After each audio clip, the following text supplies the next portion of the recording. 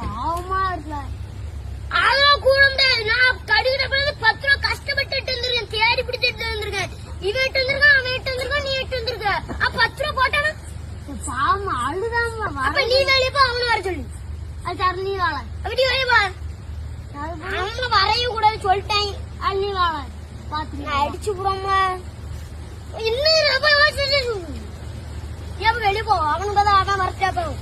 அது நீ வெளியே போ, நீ வாழ. நாளைக்கு போனோம். அப்ப நீ தானே அவனு வர சொல்லுத. அவங்கள கிடையவே கிடையாது. அழுதாமல என்ன பண்ணிட்டு போட்டு. அப்ப அவனை போய் தப்பாளி என்ன பண்ணி மதிக்க முடிக்க நீங்க